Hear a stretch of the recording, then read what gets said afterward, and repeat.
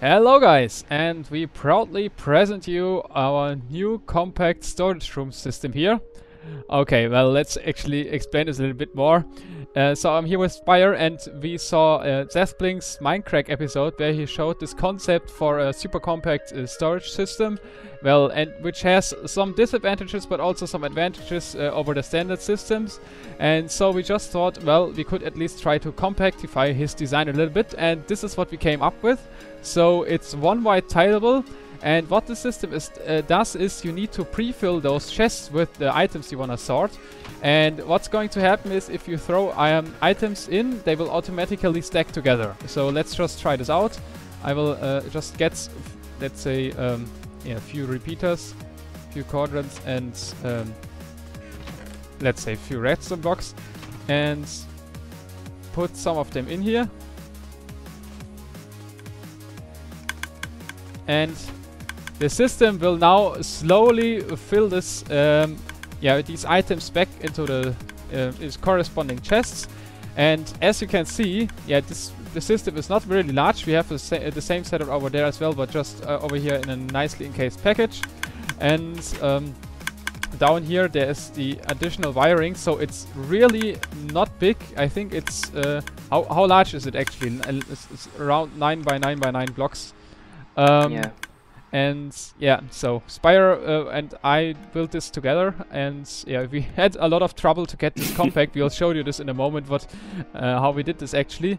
And so you can already see the downside of the system is you cannot really make it very fast. That's just because of the way it works. You need to power the droppers alternating, and therefore it just cannot keep up with the speed of normal hoppers at all. But we should already see the first items getting sorted in over here. Some repeaters on some of the quadrants already got sorted in. Unlike with other systems, the order in which the stuff is getting sorted is random, because the droppers fire randomly. And we got 16 repeaters, 8 cauldrons, and what else did I choose? I think it was redstone blocks. Yeah, and also 8 redstone blocks back into the system here. So it's really cool. So obviously you need to remember, first of all, put always one of the items back into the slot when you grab something out, and secondly, you may not touch the running system, because some of these chests are trap chests, so they power the hoppers behind, and if you do it while the system is running, what will happen is that those items which pass the hoppers when they are powered will just get into the last chest, which is some kind of overflow chest here at the very end. Which is this one. There's currently obviously nothing in it, since we sorted everything in properly. But I think it also looks pretty nice how small you can get this all together. And the redstone lens indicate when the system is working. So let's just check over here how we made it. And well, the main principle is the same as with Setblings system.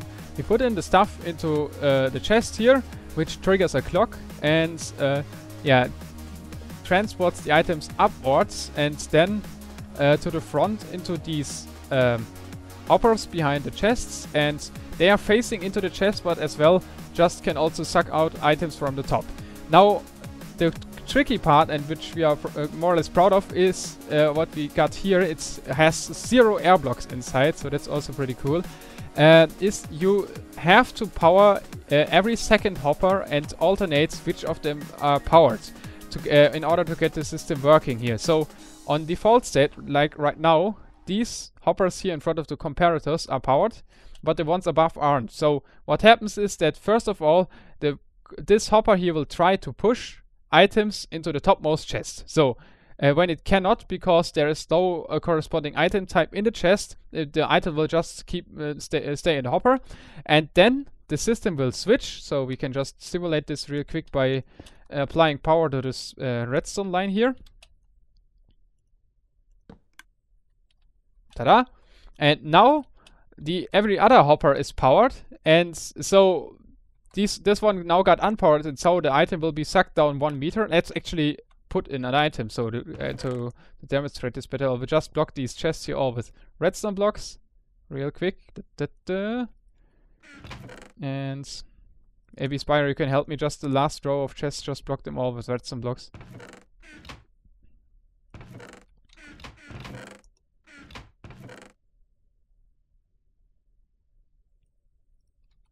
Yeah, and down here we can just put something else, which we actually sort. Let's say, yeah, redstone torches in here.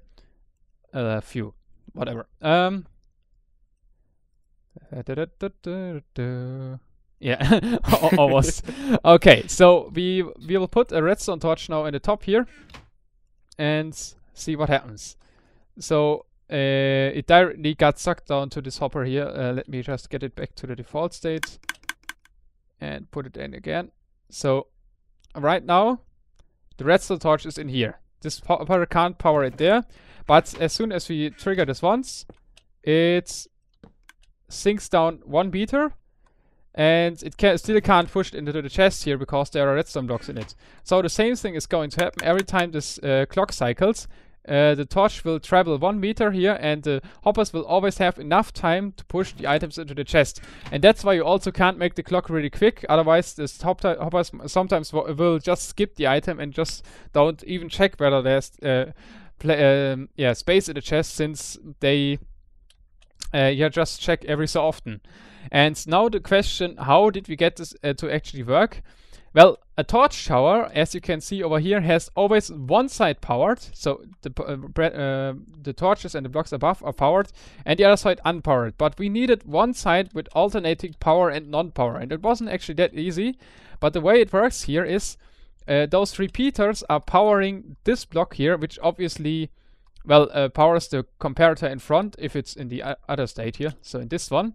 And they also butt power the dispenser, the dropper down here, but it's also updating it directly so that this dropper actually fires an item into the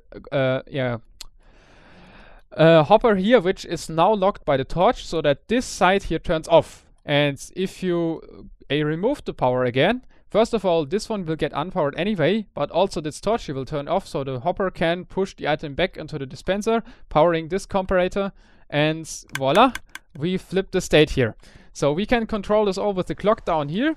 We got it through, and the cool thing is that this torch tower also is able to power the droppers in the back here, so that we can use the same clock all over again. And now the only question is, how do we actually trigger when to start and when to stop the clock? And for that, we first of all have this comparator here, which is hooked up to the start mechanism of the clock, and some more over here in after every 5 chests. So what they do is they just check whether an item passes through here when it passes the first 5 rows of chest, and they refresh the timeout for the clock. So over here we just got a very long comparator loop, which will just turn off after it didn't receive a signal for a while. So if I just quickly put a pulse in here, you see, oh wait, it needs to be actually a little bit longer, or better say, you need to put in the pulse from over here, because that one doesn't handle really short pulses. Let's wait for a second here. Yeah. What happens now is Spire just fixed it by applying a longer pulse in here. It will slowly reduce the power level, and after a while turn off. Takes a moment, but we need that much time. There we go. And over here we can actually put the short pulse, which goes into this first pulse extender here, which extends the pulse long enough so that the second larger one actually properly works. So you can see over here, this clock will stay on for a while, and over here there's the actual clock. It's just a normal redstone clock powering those dispensers here and also the repeaters and everything above. Well, that's actually the whole system here. The whole system. It took us a while to figure out the different parts and to actually get this that compact, but I like it a lot. And yeah, thanks Setbling for this cool idea here. And to sum it up, system here has the advantage you can sort every item type easily within those 7 by 5 chests, so 35 chests, because you can just put a separate item type in each stack if you want. And secondly, it is relatively resource friendly to compared to bigger systems, but it needs a little bit more maintenance, since you may not just put out a whole stack. You always need to have at least one slot or one item left there, and you also will have to wait a lot longer for it to sort stuff, since the clock is currently running at 1 item every 1.8 seconds instead of 2.5 items per second. So this system is roughly 5 times slower than a normal sorter. But for smaller mounts and for smaller survival bases, I think this is pretty cool. And if you want to build it, I will provide you with also with a world download. I won't do a tutorial for this, but you can figure it out from the world download. And I hope you enjoyed it. And now I just talked all the time. I didn't let Spire say anything. Wanna add anything I forgot, maybe? Maybe that the droppers right here,